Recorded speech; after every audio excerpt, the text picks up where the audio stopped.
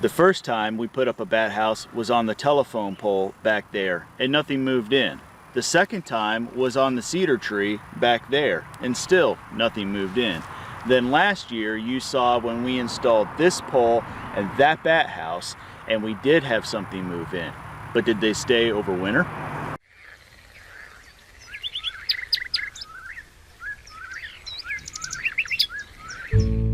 Hey everybody. For those of you who weren't here when we first installed this bat house, you might want to go back and check out the original installation to learn about how we did it and about the history of the bats before.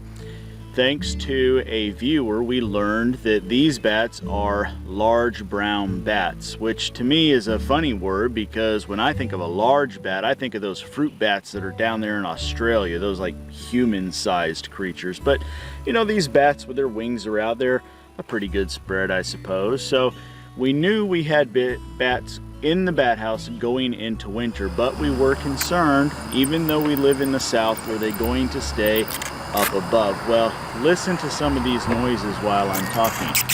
These are the sounds of the bats that are up in our bat house, but that's not quite satisfying enough, is it?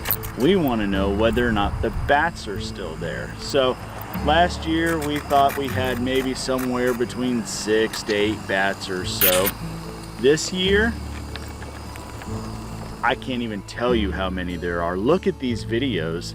These are actually the pups that were left behind in the bat house while everybody else went out hunting insects.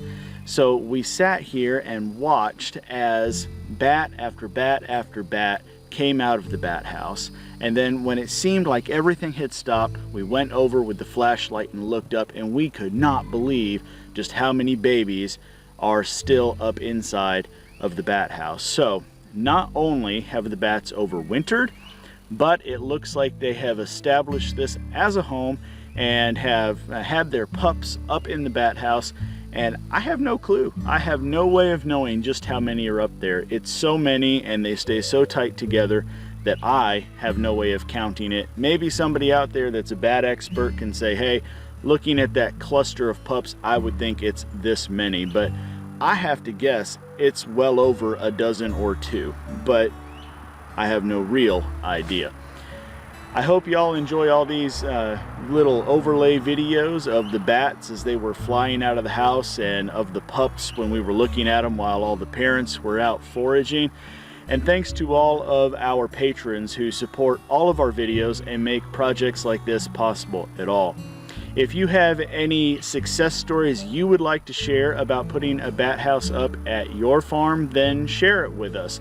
A lot of people seem to be on the fence on whether or not bats really do anything when it comes to mosquito control or other pest control, but we think that they are a vital component, and if anything else, bring a balancing element to all of the insects that are pests for humans. So we're happy to give that bit of a conservation and support to these predators.